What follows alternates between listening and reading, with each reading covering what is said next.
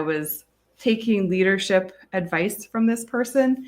And I don't have a patriarchal, like I'm not top down. I'm more like servanthood leadership. And so this person has more of like a top down type of leadership. And I, for the life of me, thought I was gonna be like the biggest failure in leadership. I was like, this is never going to work because I suck at leadership. Welcome to the Business After Hours, where the ties loosen, the suit relax, and we talk business without the boardroom. Grab your favorite drink, kick back, and let's dive into the world of business after hours. All right, welcome to another episode of the Business After Hours podcast. Here with my co-host Jared and our guest Beth. How are y'all doing today? Good. Wonderful. Good. Well, we met Beth on a Facebook group, and she was sharing some of her success that she's had in her business. So we wanted to bring her on to discuss this. So, Beth, why don't you just give us a little bit of background about yourself and kind of where you're at today? Sure. Well, background is I own a insurance brokerage, independent brokerage. We're mainly out of the upper Midwest. So we have locations in Minnesota and Wisconsin. We are a team of 12 currently. I started scratch. I've been in the industry for like 25 years, but first 10 were at the Big Red Farm. And then I left and started a book of business from scratch. And then 3 years after I started it, I purchased my book, and then I started the agency in 2014 with that book. So we're a well-oiled machine. Like I'm just loving what I'm doing. Awesome. So what made you take the jump or the leap from the Big Red Machine to independent? Yeah. Okay. So actually, well, first I was working for an agent. And I had seen kind of just what you have to go through in order to become an agent. And honestly, I'm not going to be the profile fit for that. What they're looking for is not me. Sure. My heart is that I want to be in a helping profession. And that's all that was a really big deal to me. And in my opinion, when you're in a captive type of environment, it's just lots of quotas and sales and pushing product. Mm-hmm. And that's so not my heart. And so, you kind of get to a point after being there for 10 years. I'm like, well, I mean, I've helped somebody else build this. So there's a level of confidence that you can have knowing that like, okay, at least I know how to like sell or build. Right. And on the independent side, just because there's so many different options, like you can really get creative and find the best company to fit the client rather than kind of pushing square pegs through round holes. So once I finally had realized that insurance really is a helping profession, like we rebuild your house if it burns down, or we have one that was just demolished by a tornado this last spring. Wow. And I actually sat next to her at a networking event yesterday, and she was talking about how happy they were with their process. And I'm like, how cool is that? Like we rebuilt their home for them. No, and they're happy. Awesome. Like they actually, it was a really good claims experience. So the independent side is just like the good fit for me. I got you. Now what made you make the jump from, doing it bootlaced to, purchasing a book of business? Yeah. So I when I first started my book, I started it with an agency, and I negotiated first right of refusal. So I started my book from scratch, from zero. So that's a little scary. And over 3 years, as I built, I realized that the agency that I was building at, it's a great agency. They've been around, I think, since the 30s. But I just had a really different vision for what I wanted to create. Mainly in the industry, there's just some like really crabby people that have a really not a very innovative thought process. Sure. And I just saw that we could create like a lot of freedom within an agency for everybody involved, not just me. I don't have very much space in my life for crabby people. And so I just had a different vision of what could be created. So that's when I chose to just buy out my book of business, like that had been set up in the contract, and then start the agency. So for me, I mean, it's a little hard to buy something that you were the one that built. Sure. But it was a good move. And I'm glad I did, because I've been able to pull that vision forward and hold on to the culture and what I wanted to see come to fruition. And it's been really fun to see. So from my understanding is you've taken that book of business and now you're running a 7-figure insurance and business, Yeah. correct? Yeah. So we turned 10 this past July, and we've done 2. Thanks. It's amazing when you have your head down how fast that goes, right? Right. So I've done 2 acquisitions, and other than that, it's just been organic growth, and actually only by word of mouth. And with a team of only 12, 14, is that what? 12. Wow. Yeah. So how has that been? Good. I would say the people and the building a team part at first I started taking, like, there was this person in my life, and I adore this person to pieces. They lead very different than me. And so I was taking leadership advice from this person. And I don't have a patriarchal, like, I'm not top down. I'm more like servanthood leadership. And so this person has more of like a top down type of leadership. And I, for the life of me, thought I was gonna be like the biggest failure in leadership. I was like, this is never going to work, because I suck at leadership. And I really thought I was awful at it. And I failed a bunch for probably the first 4 years. And then I ran into it's not personality testing, but I don't know if you've heard like the Colby index, where it's like conative. It measures your how, and it kind of nails down like a variety of different things. But one of the things that it did is it helped expose my leadership style. And then once I realized, like, my leadership style isn't this other person's leadership style. It doesn't mean because I don't lead like her that I'm a bad leader. Right. And that's actually where things just clicked, and where the team now is it's very cohesive. And it's actually one of my favorite things now, is like being able to build people and watch them like spread their wings and fly. And we've had some really amazing successes, individual successes within our team,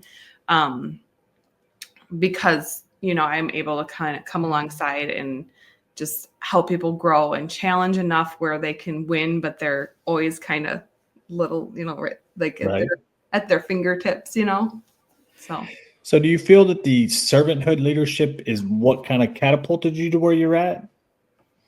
I would say that's a really foundational piece, because it allows me to lead with a lot of empathy and connectedness with my team.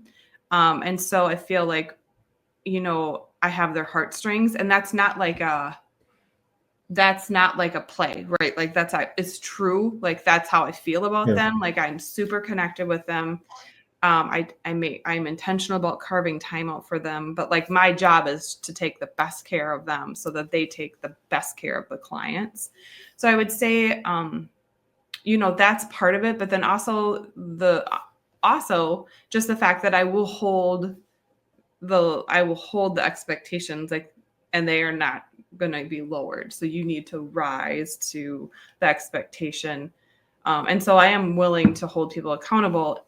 I do it kindly, but I will make hard decisions. And I have fired people simply because they're not good for the team, even when clients, loved them, but they were behind the scenes awful to their team. And like, that just isn't, that. So I think protecting the culture and holding the line, but then also making sure that they know that I'm there in their corner. So Right. yeah, I would say that's probably when things really took off.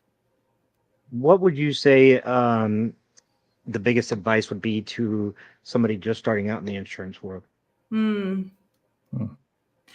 I think that you know what I think, right in this very moment, like I think this advice is valid, right, like right in this second, Sure. is that um just connect with people, um and know that like not everyone's going to be your fit, and that is okay. You want to do business with people um that are like-minded and that fit you. And if you just spend time connecting with more people like authentically, that I wouldn't be afraid to build.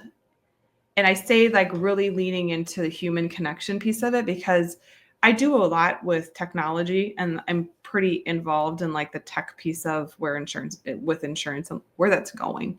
And it's really cool. Really, really cool things are happening there, that I'm leaning into. But I think that what we're going to start seeing, and I could put money on it, is that we're going to start seeing a lot of these agencies that don't have a technology philosophy nailed down. They're going to start leaning into tech to like answer their phones, because you can do that now, and Right. it's like shiny and cool thing to do. But as things get more and more digitized, the need for a human connection is just a basic human need, and that's not going to go anywhere. It's And true. so I believe in using and leveraging technology like big time. But we need to be doing it in like the way that it allows our team to be able to connect more with people.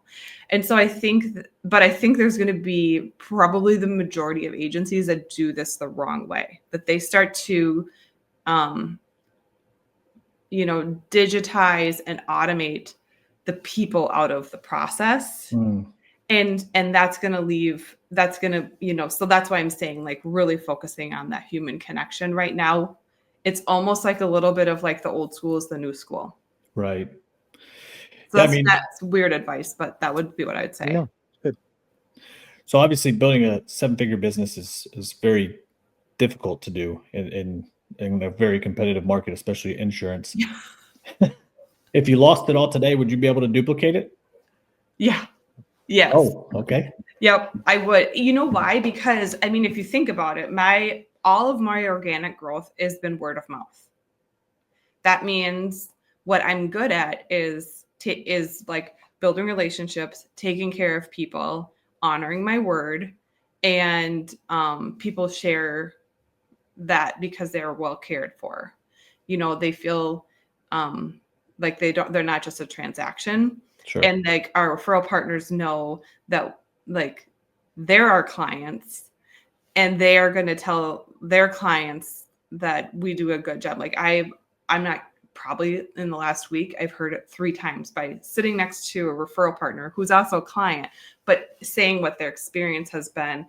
And so when you are just it goes back to the helping profession. Like when that's truly is your heart and it's at the core of things, and it's not just like you're doing it because you're trying to like, you're doing it because you honestly care, not because it's a manipulative move to earn business. Sure. That's social capital, right?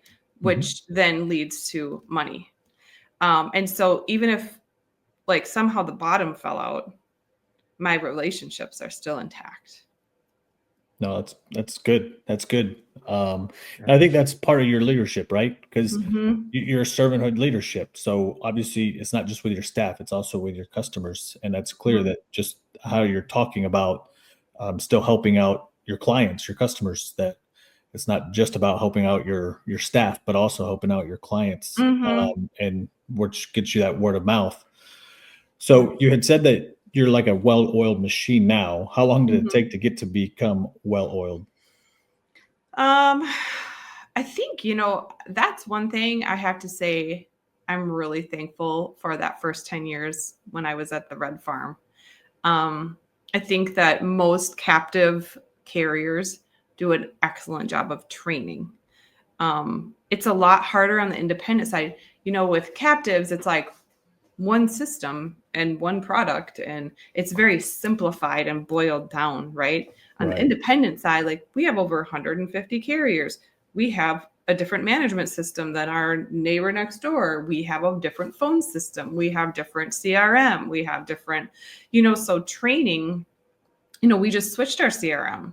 So you could have training built out on your CRM, and now that whole thing just changed because we just changed CRM. So like training on the independent side is much more of a challenge. So I think that because I had that foundation, and for 10 years I had that foundation, I was able to pull it into Aspire. And I also would say like Aspire's grown. I don't remember who used to say this to me, but they used to say sales is service and service is sales, right? And that's really been our approach. Is our sales have been good because our service has been really good. And so I've been able to focus just on like shining well there, and then word of mouth. Yeah. So I guess, does that kind of answer your question? Yeah, no, that's good. I mean, because obviously, like you said, you learned a lot in those 10 years of getting that foundation set. Yeah. Yeah. So obviously not everybody has that. So how would you recommend getting that foundation if somebody doesn't have that? Oh gosh, there's a lot of specifically in the insurance industry, there's some really, really good training players. Like Agency Performance Partners is one, Kelly Donahue-Piro. She's fantastic, and she's done, a really nice job with, we use a lot of her stuff in the agency for just training. Like she has a course that's called Wow Customer Training that we pretty much just have on repeat. Oh, like once we're done with it, we just kind of restart it again. Sure. Just simply because as boring as that might seem, it's 15 minutes once a week as far as like the training portion of our operations meeting. But there's so many things to keep in the front of your head that sometimes just having something on repeat to like freshen up your mind is not a bad thing. Right. But I would say within the industry, there's going to be certain people that are good at training. That's probably what I would do. I also think with training, like we do a lot with professional training and all kinds of, we do a lot of collaborative stuff within the agency, but I do think that a lot of times the best people to train your team is like not you. Now, why do you say that? Because that's an interesting take. I say that like this morning we had we do once a month professional training, right? And I ran it, but I also used a video from somebody else, and then I just facilitated the discussion on it, because I can't be the end all be all. And there's people that are way smarter than me, or people that are, it can't just all just be like, oh, the Beth show, or everything that Beth said is what you have to listen. Like there needs to be other people can deliver things in a different way than I can, that might resonate differently or better. I feel like I do a pretty good job at training, but I know when we pull into the stuff from Agency Performance Partners, she does a fantastic job of delivery. And I think sometimes too, even just like with the videos that we watch from her, she's able to say some things that like maybe it wouldn't sound as good if it came out of my mouth. Maybe Kelly should say that, Right. So no, we do a lot. I pull in a lot of other people, whether it be on video or whatever, to do a lot of training. So, Jared, were you going to say something? I thought you were. No, I'm just going to. Are you a brokerage? Like, do you have access to a bunch of different insurance, or do you have one insurance company you use? Yeah, we have over 150. So we're a brokerage. So if somebody's looking at this podcast hearing that you're a 7-figure insurance industry, and that's what their motivation is, would you recommend them into the insurance industry? Yeah, I think it's just money driven. I think money is your most shallow why. You have to have a bigger why than just money. And I'd say if money is your why, just please don't go into the insurance industry, because they already treat us like we're used car salespeople. So we don't need more money hungry. And also too, I think it's, yes, you can make a really good income in insurance. And also there's like not just one insurance person on every corner, there's like 5. So it is a long game. You have to be in it for the long game. And I think that's where I think a lot of people will get discouraged, because it is a slow build, and there's a lot of rejection, and I will tell you, that was probably one of the harder things for me. Like, I started in this industry when I was 20, and as a female that was 20, facing rejection all the time, that is really hard pill to swallow. Sure. So, I think it's an amazing industry. And also, your why needs to have some staying power. Well, I think people in the insurance industry need to have a heart like yours, honestly. And because I feel like obviously you deal with people in some of their most devastating times, losing their house, getting into a car wreck, getting injured in a car wreck. And so to have that empathy and that human side of it, I think obviously is what's helped you create what you have. I think if you were after money only, I don't feel like it would be as successful. Yeah. Because your genuineness comes through at their weakest moments. Yeah. I don't know. I feel like you got to have that human element. I think that's where you've become so successful, because you don't have that even that top down management that you were talking about, that you can connect with your staff, but you also, more importantly, connect with your clients. And that it is true. And that's why, I would say, yeah, you're correct. And thank God, we've been able to really hold on to that as an organization. And that's actually when I get the question like, well, how big do you want to be? And, right now I'm working on our 10X plan, and really taking a deep dive and taking action steps there. And my answer is always, I will never allow, our growth will not, the non-negotiable for me is that we'll never lose the heart behind what we do. And if we, and I don't know how to put a size on that, but sure. I think you'd kind of know when you would get to that point. So it's going to be a unique challenge for me as we grow to make sure that stays at the heart of what we're doing. Because, what does that look like with a team of 20? I don't know. Right. I'm not there yet. Or in other states. Yeah. That was going to be my question. With your employees now, are they all in one location, or do you have them kind of spread out through the state? We're super spread out. So we have a very different structure. I don't know if you looked at our website, but so we have a location in northern Minnesota, and then a location in Hudson, Wisconsin, which is like a suburb of Minneapolis, St. Paul area. And then we have 5 VAs that are in the Philippines. And so our structure is very uncommon in insurance. We also are hybrid. So we're also like, we're in person, we're hybrid, we're remote, we're all of it. Okay. So everybody that works here has 2 days at home and 3 days in the office. There's some variation, but that's the most common structure for people that are stateside. And then obviously Philippines, they're at their houses. Right. What's that been like with your leadership style? Having people all over the place. Say that one more time. So what has it been like with your leadership style, where you kind of seem like that hands-on, so having people kind of stretch, what's that been like? Yeah. Even though I am very connected, one of our cores is freedom. And that is so we do some weird things. Like I do unlimited vacation for my team, which sounds crazy, but it's framed in a way where it does protect the organization, but it does give them a lot of freedom. So we have you really have to have your operations. So you have to have your processes and procedures nailed down well.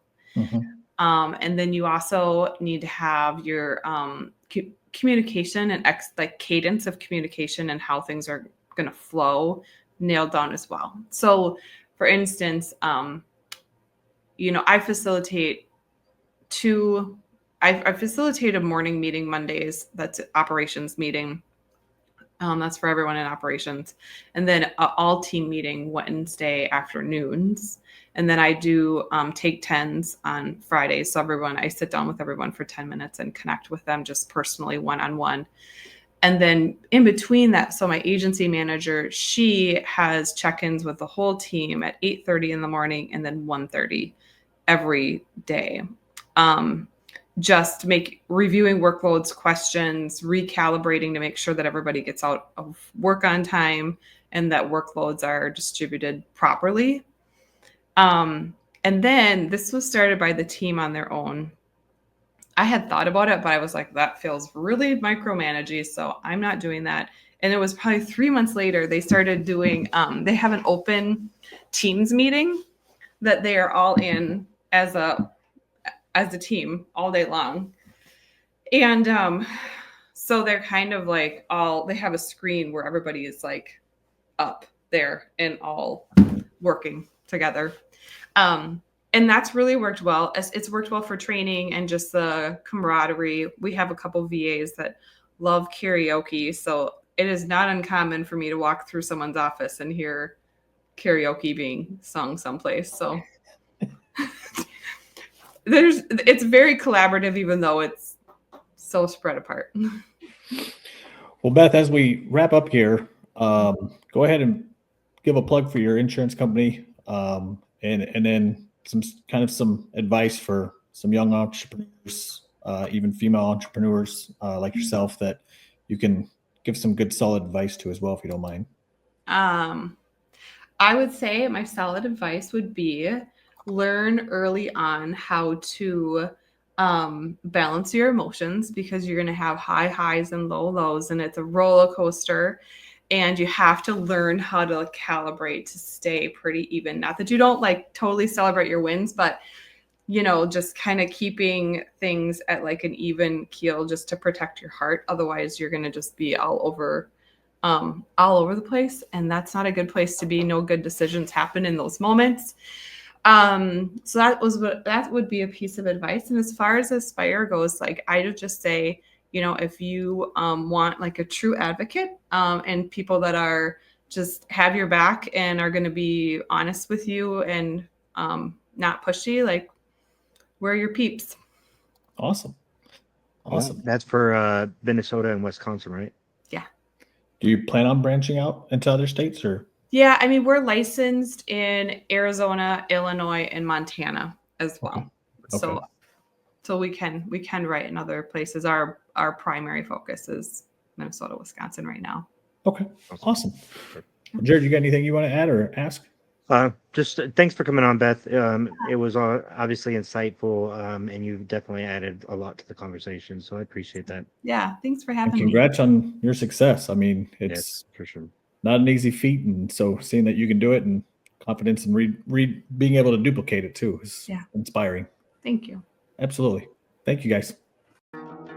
Welcome to the Business After Hours, where the ties loosen, the suit relax, and we talk business without the boardroom. Grab your favorite drink, kick back, and let's dive into the world of business after hours.